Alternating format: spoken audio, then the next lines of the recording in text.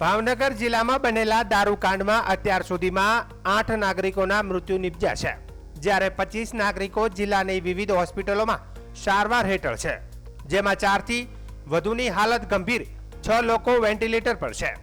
18 એવા દર્દીઓ જેમણે ડોક્ટરને બતાવી સારવાર લીધા બાદ જરૂરી દવાઓ સાથે ઘરે ગયા છે.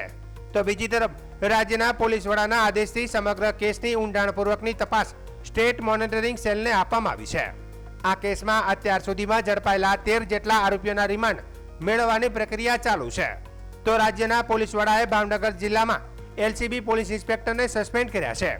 Bhavnagar range IG Vartej police સ્ટેશનના પીઆઈને પણ ફરજ પરથી સસ્પેન્ડ કરવામાં આવે છે, તથા ભાવનગર જિલ્લા પોલીસ અધિક્ષકને વર્તેજ પોલીસ સ્ટેશનના ડી સ્ટાફના 3 કર્મચારીઓ અને સ્થાનિક બીટ જમાદાર તેમજ નીલમબાગ પોલીસ સ્ટેશનના એક મહિલા જમાદારને તાત્કાલિક અસરથી સસ્પેન્ડ કરવામાં આવ્યા છે.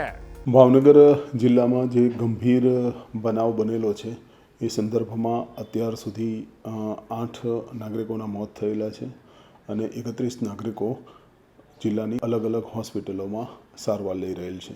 આ સંદર્ભમાં ભાવનગર જિલ્લાના એસપી તરફથી વર્તેજ પોલીસ સ્ટેશનના ડી સ્ટાફના 3 કર્મચારીઓને સસ્પેન્ડ કરવામાં આવેલા છે.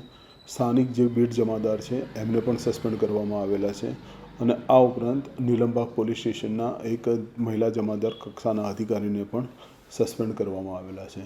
રેન્જ આઈજી ભાવનગર તરફથી વર્તેજ પોલીસ સ્ટેશનના પીઆઈ ભઢેરિયાને સસ્પેન્ડ કરવામાં આવેલા છે. આ ઉપરાંત ભાવનગર જિલ્લા એલસીબીના પીઆઈ શ્રી સરવૈયાને પણ ડીજીપી સાહેબ તરફથી સસ્પેન્ડ કરવામાં આવેલા છે.